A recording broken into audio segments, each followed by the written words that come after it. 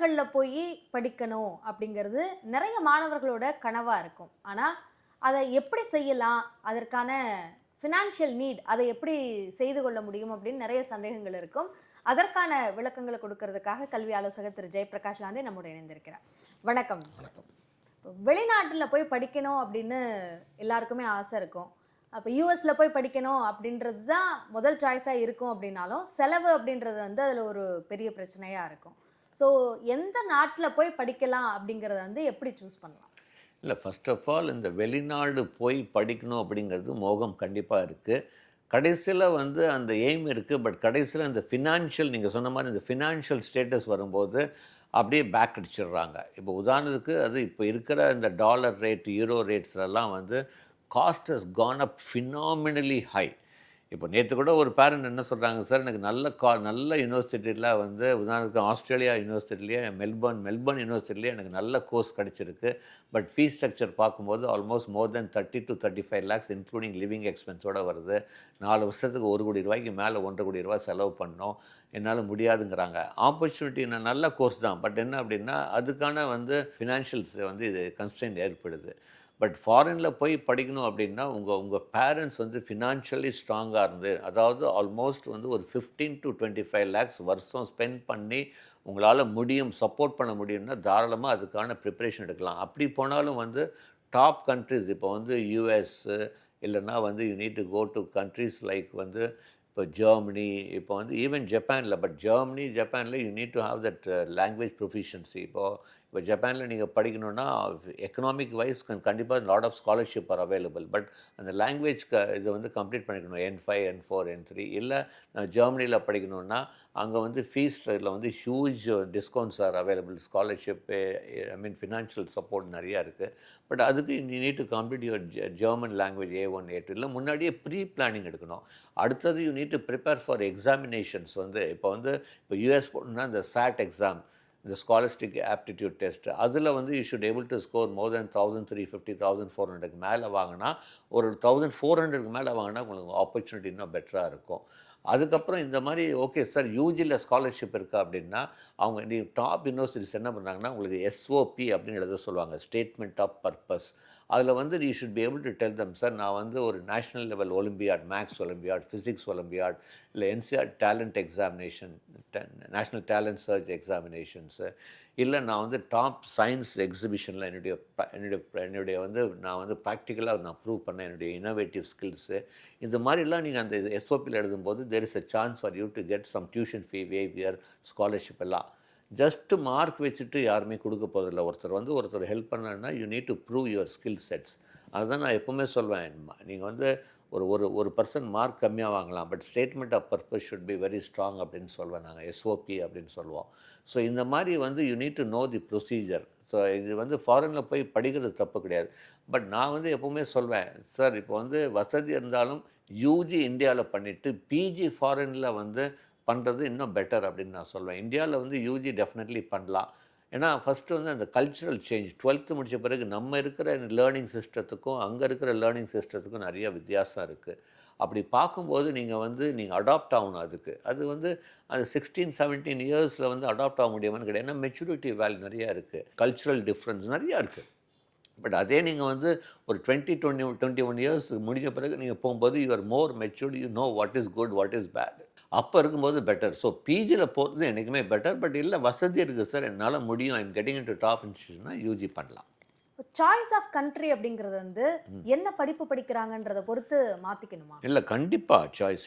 சில countries are good in few things அப்படின்னு சொல்லுவேன். டெக்னாலஜி வைஸ் அப்படிலாம் பார்க்கும்போது கண்டிப்பாக US ரியலி ஸ்டாண்ட்ஸ் ஃபர்ஸ்ட். அந்த மாதிரி எல்லாமே மேனேஜ்மெண்ட் வைஸில் ஈவன் வந்து இப்போ வந்து UK ரிலேட்டட் வந்து டெக்னாலஜியில் இந்த எனர்ஜி இந்த மாதிரி ஸ்பெசிஃபிக்ஸ் எல்லாம், அதாவது இந்த ரோபோட்டிக் ஆட்டோமேஷனில் ஜெர்மனி, அந்த மாதிரி கம்யூனிகேஷன் எலக்ட்ரானிக்ஸில் அண்ட் மெடிக்கல் ரிலேட்டட், அதாவது நாட் மெடிக்கல் நான் சொல்கிறேன் MBBS சொல்ல, அதாவது இந்த மெடிக்கல் ரிசர்ச் ரிலேட்டடாக Sweden is doing very well.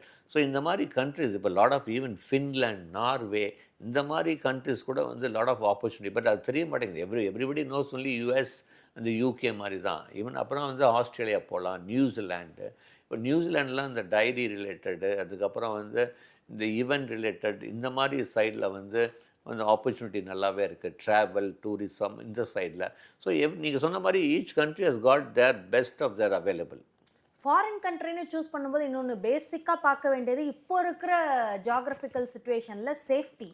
ஆமாம், வார்ல சிக்கி தவிக்கிற நாடுகள் அப்படின்னு நிறைய நிறைய இருக்குது. ஸோ அந்த ரிசர்ச் அந்த அறிதலை எப்படி இல்லை, பெற்றுக்கலாம்? கண்டிப்பாக they have to really follow the world political decisions, என்ன நடக்குது, எது நடக்குது, எப்படி அஃபெக்ட் ஆகும் அப்படின்னு, இம்பேக்ட் ஆக போகுது அப்படின்னு.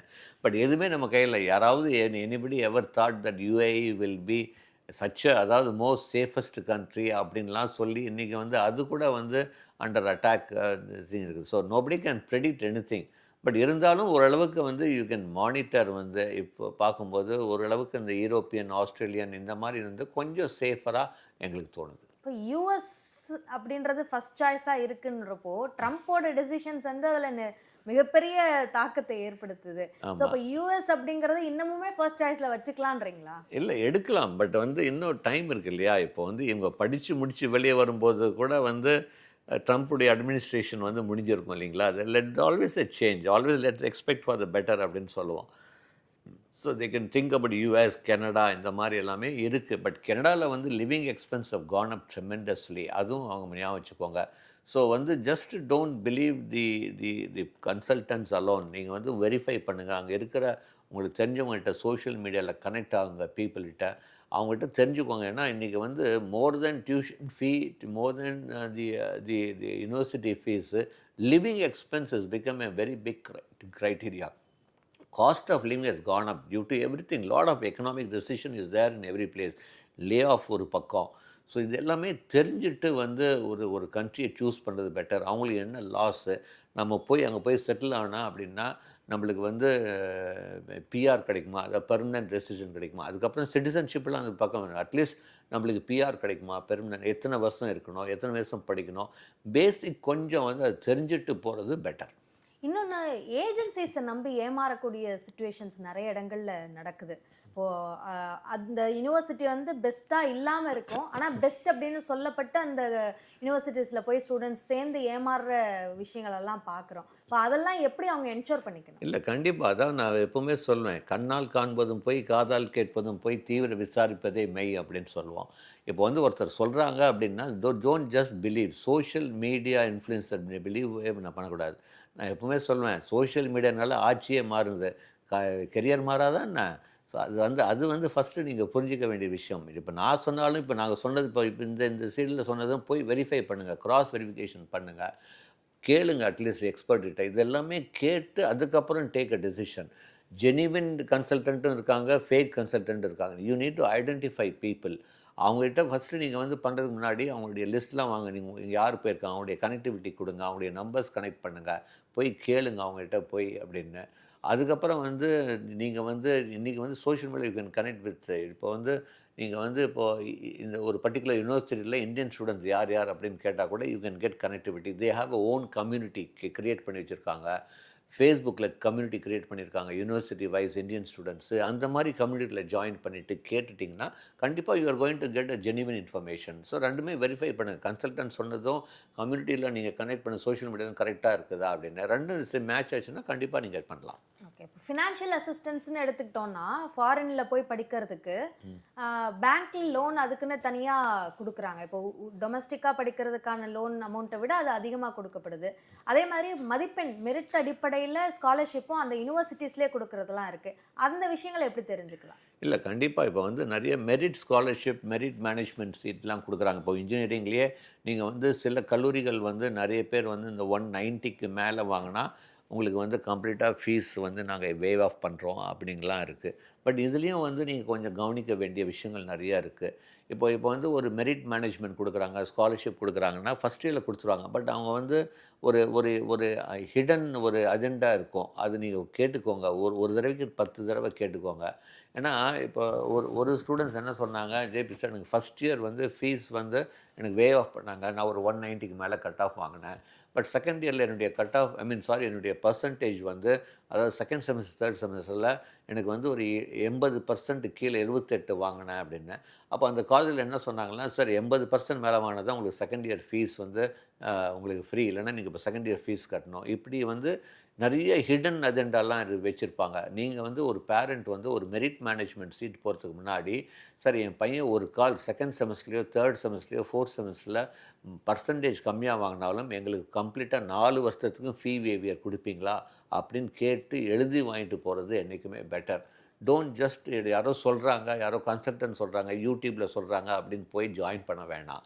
கேட்டுக்கோங்க எல்லாமே வந்து.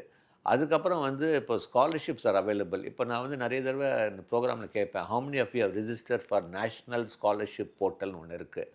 இப்போ வந்து girls students, single girl child, இவங்கெல்லாம் இன்ஜினியரிங் படித்தா அதுக்கு ஒரு ஸ்காலர்ஷிப்லாம் இருக்குது. இப்போ நேஷ்னல் ஸ்காலர்ஷிப் போர்ட்டலில் ரிஜிஸ்டர் பண்ணி என்னென்ன அவைலபிள், நீங்கள் படிக்கிற படிப்புக்கு என்னென்ன ஸ்காலர்ஷிப் இருக்குன்னு எல்லாம் டீட்டெயில்ஸ் இருக்குது. இல்லை நான் பேங்க் லோன் வாங்கணும் அப்படின்னா வித்யாலக்ஷ்மி போர்ட்டலில் போய் ரிஜிஸ்டர் பண்ணி உங்களுக்கு என்ன பேங்க் இருக்கோ அந்த இதில். பட் அதுக்கு முன்னாடி நான் சொன்ன மாதிரி நிறைய இப்போ பேங்க் லோன் வாங்கணுன்னா ஃபஸ்ட்டு நீங்கள் உங்களுக்கு வந்து ஃபஸ்ட்டு வந்து பேன் கார்டு. நான் வந்து ஒரு ஸ்கூலில் போய் ஒரு 12th ஸ்டாண்டர்ட் ஸ்டூடெண்ட்ஸில் கேட்பேன், how many of you got PAN கார்டுனா யாரும் கை தூக்க மாட்டாங்க, யாரோ ஒருத்தர் 2 பேர்.